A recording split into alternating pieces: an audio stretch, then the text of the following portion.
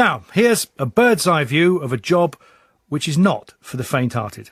Today, I'm going to join the team whose job it is to clean the outside of the world's highest windows. Do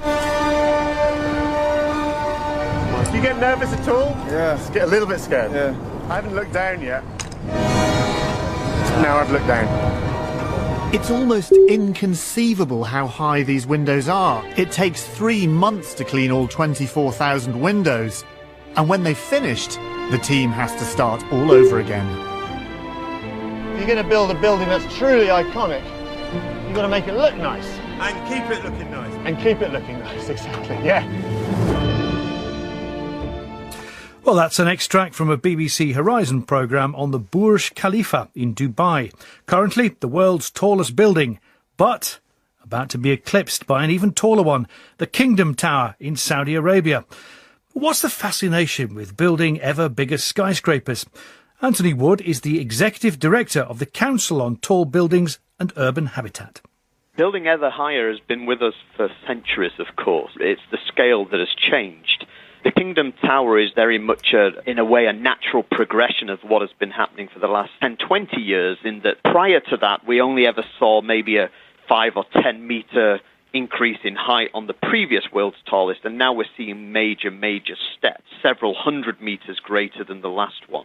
What do I make of it? Well, part of it is man's desire to shout for attention and to prove that this can be done.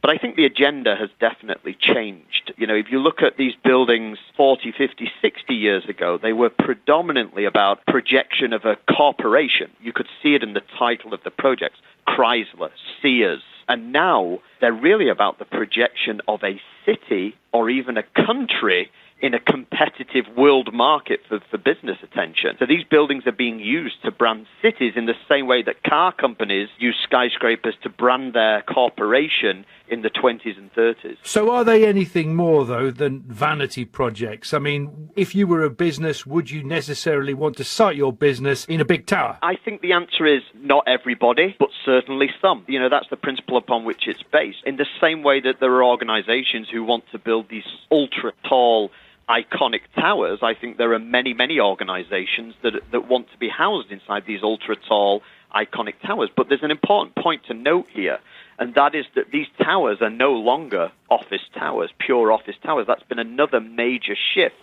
over the past 10 to 20 years, in that these super tall towers now are more likely to be mixed use, combining office, residential and hotel. And the residential component has become a very important part of these towers, because then it becomes the aspect of rich people in China or Canada or the Middle East or wherever buying these apartments as safety deposit boxes, really. And is the sky the limit? This is a kilometre-high Kingdom Tower. You know, we should not underestimate that as a technical feat. Yeah? I'm not underestimating it. I'd hate to be the window cleaner. Yeah, absolutely. I mean, there are technological considerations, but I can tell you now that most people who are connected with tall buildings believe that we could easily go to a mile or higher from a technological viewpoint, but that, of course, doesn't answer the question of whether we should, and the biggest barrier to doing any of it is money. You know, there's got to be someone with a very big checkbook willing to bankroll it. And what about the safety aspect? Now, 9/11 and various other huge events like that kind of skews public conscience. But actually, skyscrapers are very safe places. The reality is there are 189,000 people urbanizing on this planet every day. That's United Nations statistic. We as a global species need to house 1 million new urban inhabitants every week. We need to build a London every 2 months. Where do these people go? If they go in the horizontal model of the city, the American horizontal model, which is a dense downtown working core and an ever-expanding suburb, our future on this planet is far from assured because of the energy it takes to create and maintain that city. Density, and by the way, tall buildings are not the only way to achieve density, but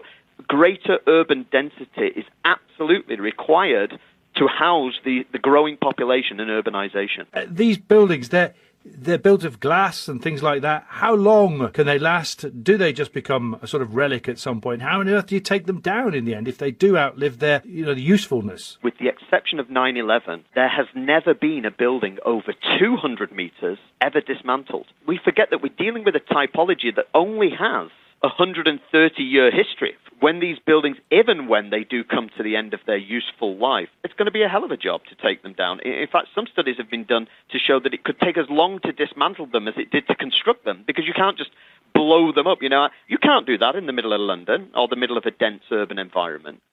That's Antony Wood, the Executive Director of the Council on Tall Buildings and Urban Habitat in Chicago, which, of course, used to be one of the leading cities when it came to building them high. And this new tower in Jeddah, the Kingdom Tower, will be 1 kilometre high. Initially, though, the plans were for it to be 1.6 kilometres. That's a mile-high tower. Apparently, the geology is not stable enough for that, so they dropped the height and they dropped the name. Well, anyway, thanks for joining our own Mile High Club here on the World Business Report. Thanks for listening. And goodbye.